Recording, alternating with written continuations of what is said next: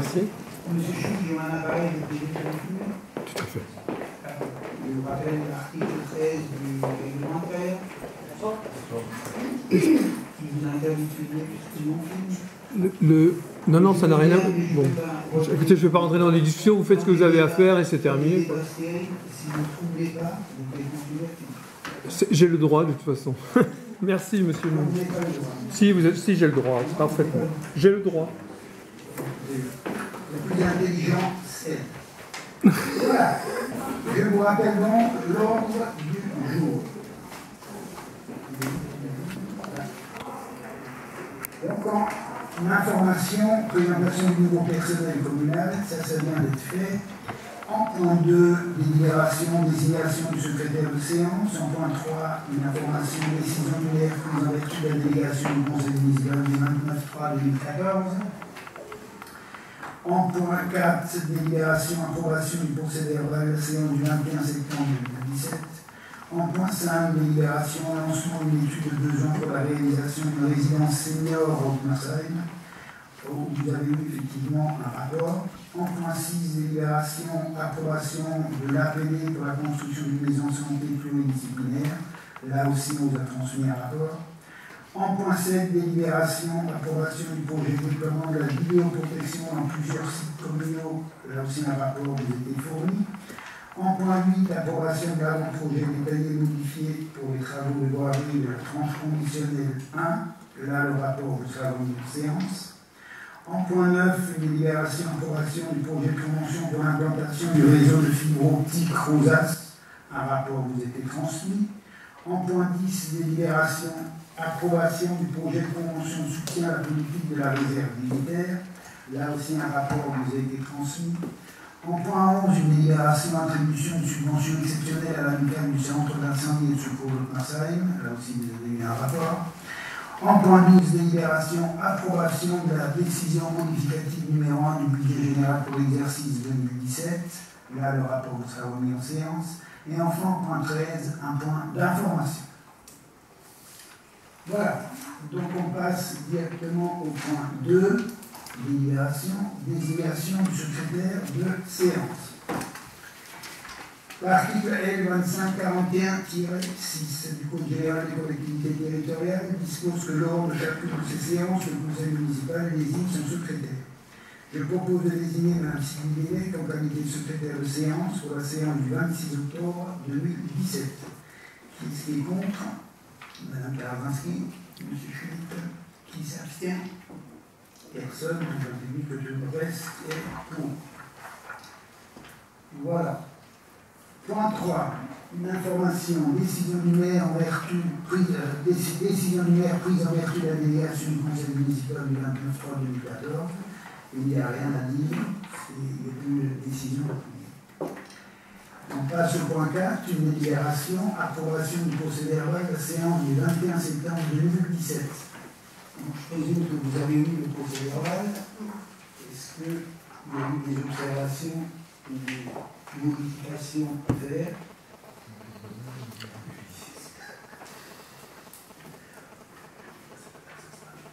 Non, rien de faire. C'est bon? On peut passer à son approbation. Je remets justement le mot unitaire et petit bandeau, soit 7399 à 9. Cette étude permettra de dresser un diagnostic de l'existant, c'est-à-dire les structures pour seniors et adultes handicapés, dispositifs médico-sociaux, services à la personne et à la population, animation et loisirs. Pour la réalisation de cette étude, je vous propose de désigner l'Association pour l'innovation sociale à Alsace. Et je vous signale également que le coût de l'étude qui est sur une période de 7 mois s'élève à 12 555 € TTC. Alors, est-ce qu'il y a des questions, des observations?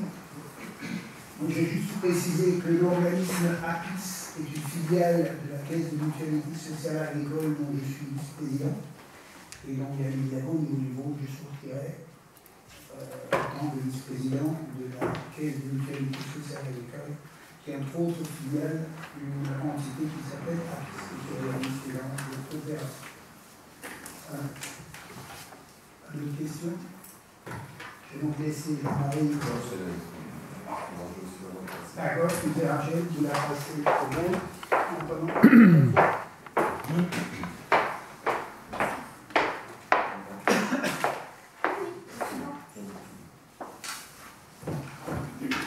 Alors, je vous propose, si ces dispositions recueillent votre agrément, d'approuver le lancement d'une étude de besoin pour la réalisation d'une résidence senior à Haute-Marsheim. Dire que cette étude sera confiée à l'association APIS Alsace. Dire que les crédits suffisants seront inscrits au budget et m'autoriser à signer les actes afférents à tous les actes nécessaires. Alors, qui c'est qui est contre? Qui s'abstient? Et le reste est pour. Voilà. Merci à vous. Je peux rappeler monsieur. C'est bon.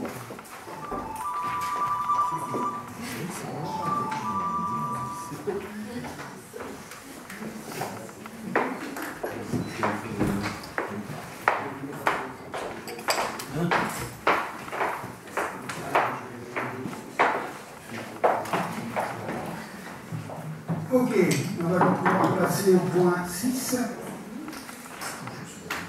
Ah.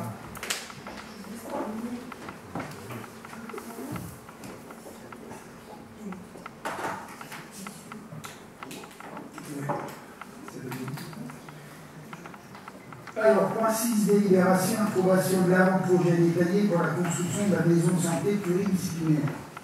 Alors, puisque vous dites votre nom, je vous sais pas. Colombel, voilà, M. Colombel est là. On a bossé pas mal de choses ensemble. En fait, la maison de santé est une co-construction entre les PLS qui vont y séjourner dans un premier temps, puisqu'il y a 3 cellules libres, donc on attend d'ailleurs le PLS complémentaire. Et ça c'est fait. Et donc, la commune. Donc, M. Colombel, je vous cède la parole. On a trouvé le fichier.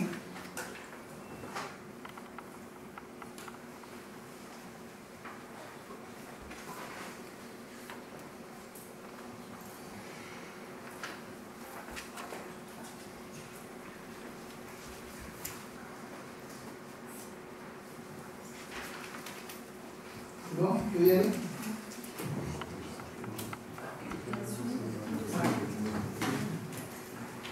Ça fait souvent.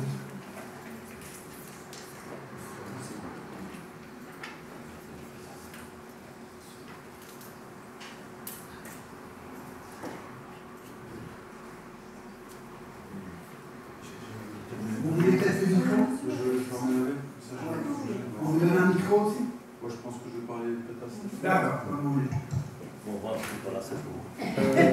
On a réfléchi à ce projet en partant vraiment d'une analyse du site et du contexte. Pour nous, c'était très important de trouver une solution qui intègre vraiment le projet dans le tissu urbain qui existe aujourd'hui. Donc là, on a une vue aérienne. Monsieur Colombel, je vous intègre 2 secondes. Je voulais savoir si vous êtes d'accord que M. Chute finit directement. Écoutez, moi, j'ai pas ça Vous légal. avez la question? Non, je me sens pas envahi. Non, c'est bon, il n'y a pas de souci. Merci, M. Colombel. Après, je ne connais pas les textes réglementaires, etc. Non, mais il a raison, vous pouvez vous retourner contre moi. C'est-à-dire, c'est un problème de droit à l'image que les conseillers municipaux n'ont pas pendant la réunion. Voilà. Mais c'est lui qui posait une question, je lui réponds. Merci. Voilà, mais voilà, il n'y a pas de souci. Donc effectivement, on a une photo aérienne ici. On voit un espace libre ici donc, qui sera disponible pour construire cet établissement. On est sur la rue de Chalampé. Donc la rue de Chalampé qui fait une espèce de lien, on va dire, entre 2 époques de développement au niveau d'Haute-Marsheim. On a sur la gauche l'ancien village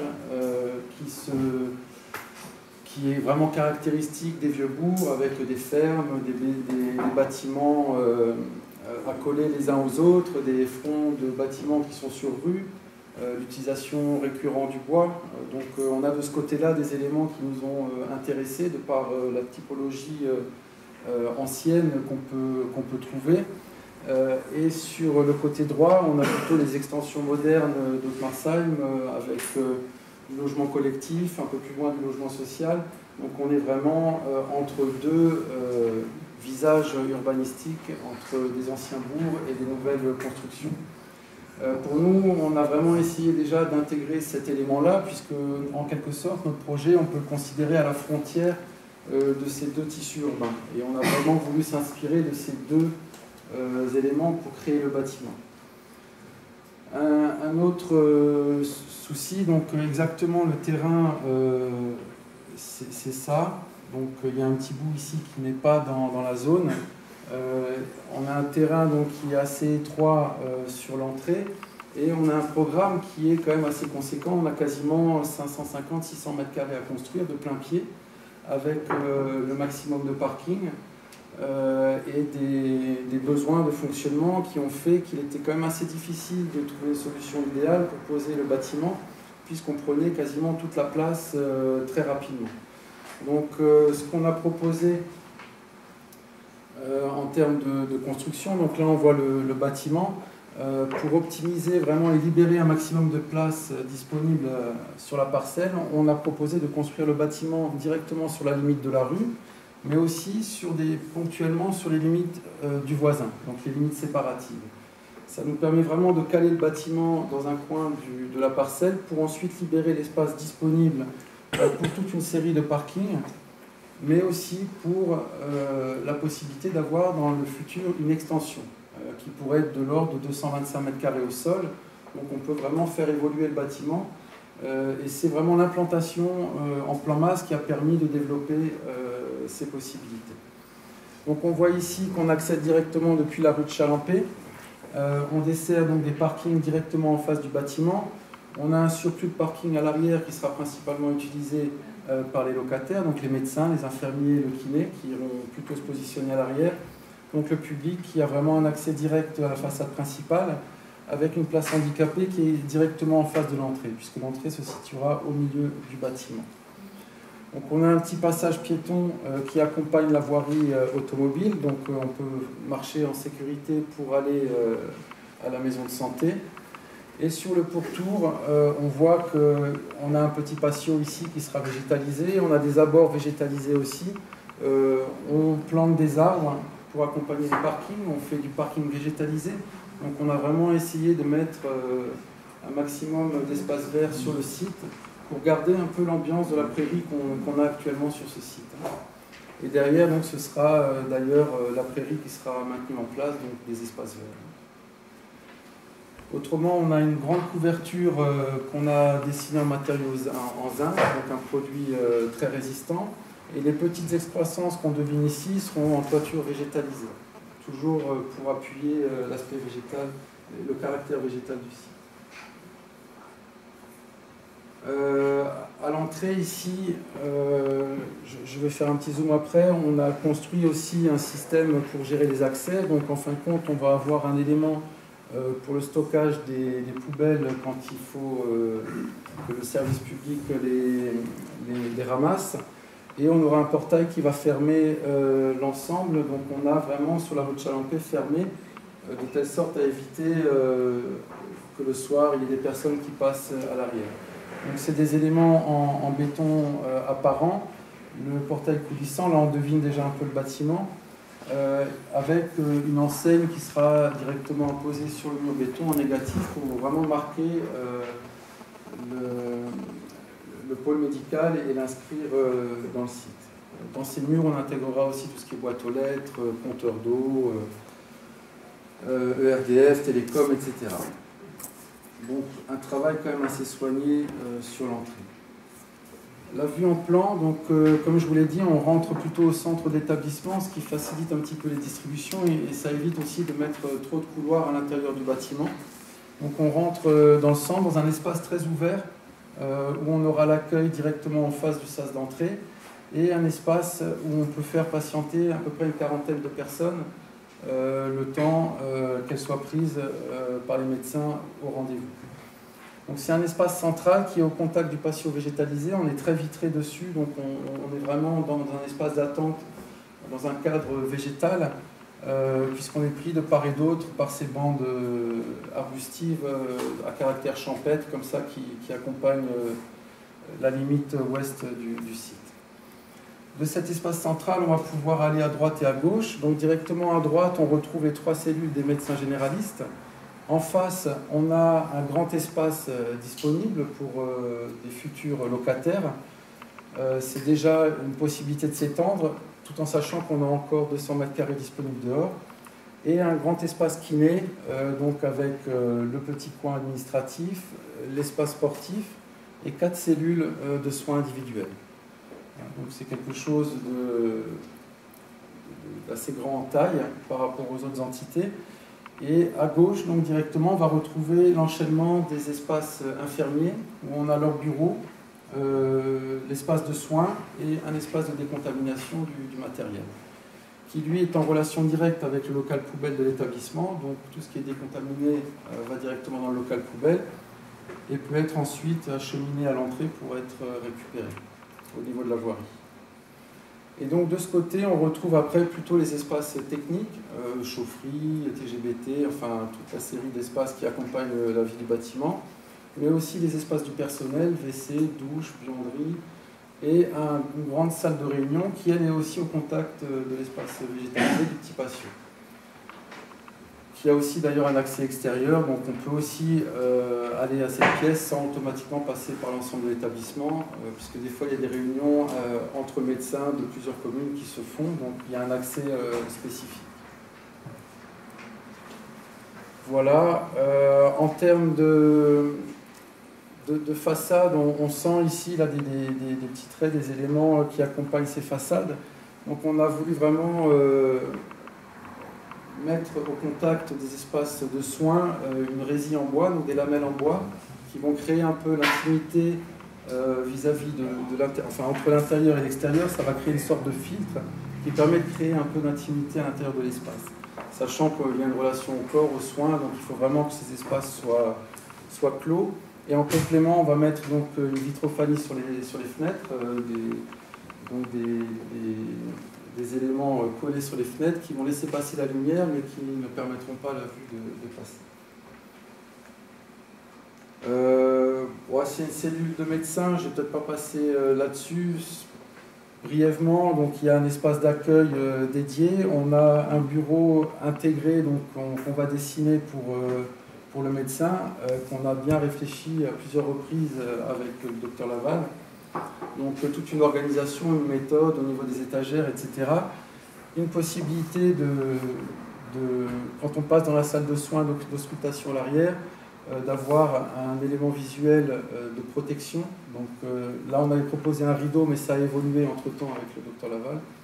Donc il y aura une espèce de claustra ici qui va permettre, quand on passe à côté, de ne pas être vu des personnes qui restent là, si on est accompagné des enfants ou de son mari, pendant qu'on se fait ausculter, mais d'une autre manière de ne pas être vu d'une entrée inopportune dans le local. On sera toujours à l'abri visuellement et dans le respect de l'intimité de la personne. Avec donc un grand plan de travail derrière, les tables de lange, le pèse-bébé, un point d'eau, enfin tout ça est organisé avec le docteur Laval. Au niveau des façades, donc on voit bien cette façade principale qu'on va longer en tant que piéton, qui est rythmée par ces lamelles en bois. Autrement, donc derrière ce filtre, on a les fenêtres des locaux médecins, une grande entrée très, très vitrée aussi. Et le reste des façades, en fait, s'organise un peu sur la même thématique, c'est-à-dire que dès qu'on a des locaux médecins, on va retrouver ce filtre. Et donc ce rythme de vitrage qui tourne un petit peu autour, donc plutôt vertical. Là on a eu de grandes discussions aussi avec l'architecte des bâtiments de France, où on a beaucoup travaillé au niveau des façades avec plusieurs allers-retours, et on a convenu d'un commun accord que ce résultat était satisfaisant. On a une toiture en zinc. Sinon, on a contacté également les ophtalmos, donc là aussi on est en contact avec eux. On est en contact avec un cardio qui se pourrait, c'était pas complètement idiot, quand on les réservait une certaine pour 225 mètres carrés de mémoire, une certaine surface pour éventuellement agrandir. Donc, dans le premier temps, on va déjà remplir, et puis Ouais. ça va agrandir, on verra bien. En tout cas, on peut tout faire. On peut tout faire. S'agrandir un peu à C'est l'intérieur. l'avantage de la solution qu'on a choisie. C'est ça. Moi, j'ai pas suivi totalement. Actuellement, on a combien de médecins absolument garantis? Aujourd'hui, il y a un médecin, c'est le docteur Laval, D'accord. qui s'engage à nous amener 2 autres médecins. D'accord. C'est signé tout ou quoi? 2 ou 3? Oh là là. Il n'y a pas de contrat de signature fermé définitif. Je pense que le but du jeu, c'est de garder un médecin, voire 2 médecins sur le principe. En sachant que le docteur Laval partira en retraite, je pense, de 4 et 5 ans. Voilà, j'ai entendu que le médecin Chalampé serait peut-être intéressé, etc. Mais peut-être, on verra ce que ça donne.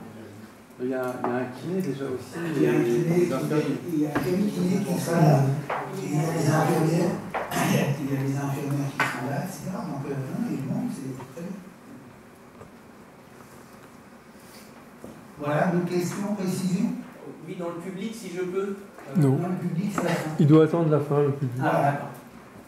Ou tu nous laisses la question et on la pose. Sinon, un spécial? Bon projet? Ok. L'entretien des arbres en bois, c'est problématique, non? Alors, donc nous, on a proposé une construction qui. Le gros œuvre sera fait en bois aussi, donc on est très porté sur ce matériau-là. Là, on l'applique en façade de manière succincte, hein, c'est-à-dire que c'est juste des lamelles qui sont espacées les unes des autres, comme on peut le voir là-dessus.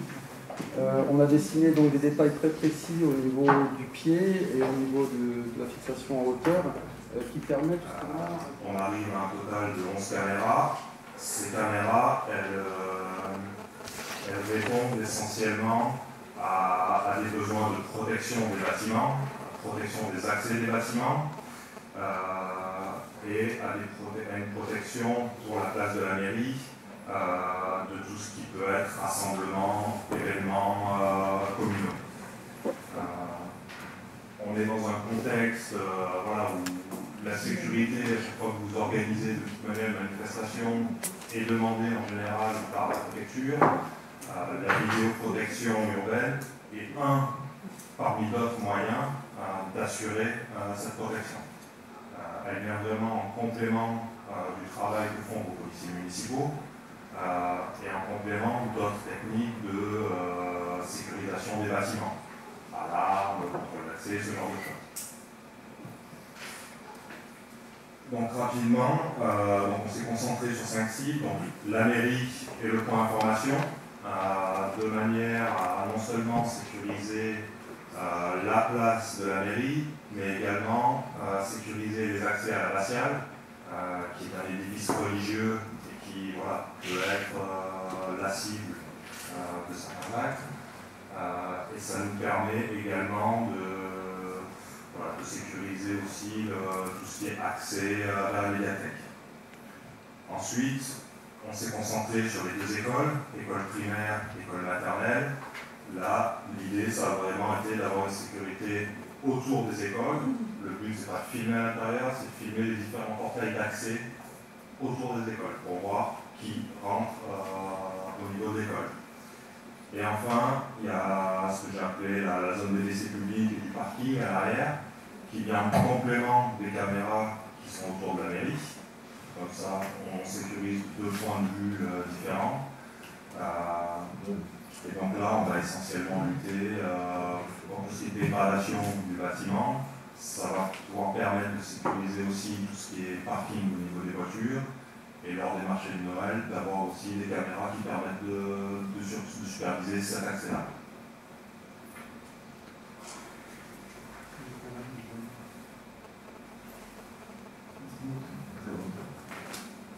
Alors, les caméras sont toutes placées en hauteur, au minimum, si on peut, à plus de 5-6 mètres de hauteur, pour justement lutter contre tout ce qui est vandalisme et tentative de dégradation. Après, pas de solution miracle, pour les mettre à 10 mètres de hauteur, il y en a toujours qui arriveraient, mais on va dire que en se positionnant en hauteur, on va déjà réduire énormément les risques de dégradation. on arrive à un total de 11 Je peux poser caméras. une question? Moi, je comprends. Vous nous dites qu'elles sont à 5 mètres de hauteur, c'est-à-dire celles qui sont prévues pour les WC publics, c'est à l'extérieur, quoi. On sera sur un mari en face des WC publics. Mais on ne surveille pas que les WC publics, quoi. C'est au niveau des WC publics qu'on verra plus, je pense, quoi. On verra les WC, on verra l'accès à la place. Mais c'est des caméras mobiles qui tournent alors, ou comment? Non. Fixes? Oui. Fixe parce que on pourrait fournir des extraits de films, hein, si ça vous intéresse. Le problème des caméras mobiles, c'est ce que vous appelez mobile, hein, c'est ce qu'on appelle les caméras PTZ, donc qui permettent de zoomer et qui tournent. Elles ont besoin d'avoir de l'humain derrière, de prendre la main. D'accord. Sinon, elles fonctionnent en préposition. Bon, on va lui dire un coup, regarde à droite, regarde au milieu, regarde à gauche. Il va se passer quelque chose à droite, elle est bête et méchante, elle va arriver au bout de son temps de préposition, elle va changer automatiquement. Qu'il se passe quelque chose ou qu'il se passe rien. Toutes les communes qui ont installé ce type de caméra, allez demander à la ville de Saussay, qui est pas très loin de chez vous, hein, ils en ont installé une vingtaine. Aujourd'hui, les policiers municipaux ne savent pas comment les exploiter. Ne savent pas comment les exploiter. D'accord. Dès que quand il se passe quelque chose, 90% des fois, l'image tourne au moment où ils veulent constater l'infraction. Le but de la caméra, c'est de constater une infraction. D'où, ici, notre travail et la réflexion a été de dire on part sur des caméras fixes, puisque ce n'est pas le travail de nos policiers municipaux d'être en permanence derrière les caméras. Mais je veux dire, le coût global est quand même important, je crois, j'avais vu quelque chose, mais est-ce que... Comment? C'est la troisième partie de la partie. Oui, c'est ça. Mais est-ce que, je veux dire, vous parlez d'infractions, il y a tellement d'infractions, là, ça va coûter combien l'infraction, quoi, finalement? Ça va nous coûter plus cher à nous que l'infraction en elle-même, quoi, en gros, quoi. Pourquoi vous payez un contrat d'assurance? Pour pas qu'on paye un contrat d'assurance. Mais de toute façon, on est assuré, quoi, pour les dégradations. Non, ça, c'est évident. je veux dire, est-ce que la question, c'est d'anticiper et d'avoir... Non, mais la question était plutôt pour la municipalité, dans la mesure où vous êtes le vendeur, quoi. Vous voyez. Je ne suis pas le vendeur, je suis le conseil. Mais ça fait rien. Ouais, mais vous êtes le conseil quand même. D'accord. Ouais. On n'a pas de caméra, on n'a pas... Très bien. Mais il est quand même en contact, avec des vendeurs, donc on a, je veux dire, c'est clair qui soutient quelque chose. Ça le fait vivre puisqu'il travaille là-dessus, quoi. D'accord? Voilà. Après, j'interviens aussi. Non, mais moi je me demande, dans un petit village de 1800 habitants, l'importance des dégradations, quoi. Je veux dire, est-ce que ça vaut le coup de mettre autant de caméras, quoi? On a des dégradations qui jouent très bien. Oui, mais par rapport au prix des caméras, monsieur Mounk. Pardon de voir toujours les choses différemment de vous, quoi. Hein. Pardon? Je dis pardon d'imaginer les choses toujours un peu différemment de vous, quoi. On a discuté longuement, on reste persuadé qu'il faut effectivement aujourd'hui mettre... Et combien vous avez de dégradations par an et de quel niveau? Financièrement, ça coûte combien la commune les dégradations sur les 10 dernières années, là, en gros? On a une idée? Attendez, ça c'est une question que vous posez comme ça en l'air, ça ne veut rien dire. Non, c'est pas une question que je pose en l'air, c'est une question qui est utile à réfléchir sur le projet que vous avez, quoi, c'est tout. Et je vois que vous êtes incapable d'y répondre, en fait. Voilà. Sur 10 ans, oui, je n'ai pas... Bah alors sur 5 ans, sur 3 ans, alors depuis qu'on est là, alors dites-moi. Je ne sais pas comme ça. Ah bah voilà. Vous parlez d'une étude, là, il faut intégrer ce genre de choses. Aussi dans vos études, là, on paye des études et les études sont incomplètes, quoi. C'est ça qui est extraordinaire. Monsieur, vous venez pour gros sabots vouloir piéger les gens. Non, je ne veux pas piéger les gens. J'essaye de venir, de voir les choses d'un angle différent, quoi. Et admettez que ma question a du sens quand même, non?